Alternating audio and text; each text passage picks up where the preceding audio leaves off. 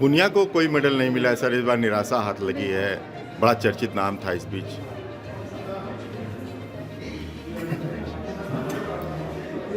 इसके बारे में तो हमको लगता है कि हिंदुस्तान का बच्चा बच्चा बोल रहा है इस समय कि बजरंग पूनिया का मेडल क्यों नहीं आया।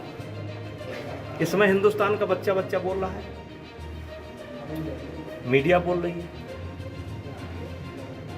फेसबुक बोल रहा है। और जब दुनिया बोल रही तो हम क्या बोलें? जब दुनिया बोल ही रही है तो हम क्या बोलें? लेकिन अफसोस है कि 65 वेट कैटेगरी में दावा के साथ कहता हूं कि गोल्ड मेडल होना चाहिए था। पुनिया को और मेहनत करने की जरूरत है। 65 के कैटेगरी में गोल्ड मेडल होना चाहिए था। देखिए, हमारा कुश्ती का खेल ऐसा खेल है, ये बहुत लंबा किसी एक खिलाड़ी का नहीं चलता है। एक समय होता था जब लंबा चलता था, लेकिन आज हमारे देश में कुश्ती इतनी लोकप्रिय हो चुकी है और सरकार इतना पैसा खर्च करती है, प्रदेश सरकार हो या देश की सरकार हो, इतना लंबा पैसा देती है।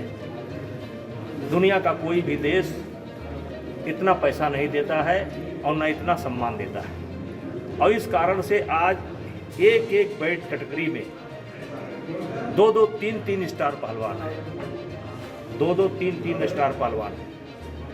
एक बार एक घटना मैं आपको बताना चाहता हूं कि जूनियर की टीम हमारी एशिया में गई और 17 मेडल लेकर के आई, 17 या 18 मेडल लेकर के आई। 10-15 दिन के बाद वर्ल्ड में टीम जानी थी, हमने उसका ट्रायल करा दिया और 18 खिलाड़ी में से 17 हार गए और 17 नए चले गए। जो मेडल लेकर के आए थे वो 17 हार गए, 18 चले गए, नए लड़के चले गए 17, और वो जाकर के वर्ल्ड से 19 मेडल लेकर के चले आए, 18 मेडल लेकर के चले आए, स्टार हार गए। तो ये हमारे देश के बच्चे अब इतना मेहनत कर रहे हैं, परिवार वाले इतना क्रेज हो गया है कि अपना घर द्वार बेच करके लगा देते हैं, खिला देते हैं, क्योंकि देश इतना सम्मान करता है, इतना पैसा देता है। और जहाँ तक बजरंग पूनिया के बारे में आप प्रश्न किया, तो मैं सिर्फ इतना कहना चाहता हूँ कि अगर ट्रायल करा करके भेजा गया होता तो गोल्ड मेडल भारत का होता। बजरंग जाते ट्रायल लड़ करके तब भी गोल्ड मेडल होता, और दूसरा जाता ट्रायल ले करके तब भी गोल्ड मेडल होता, क्योंकि कंपटीशन है। सिलेक्शन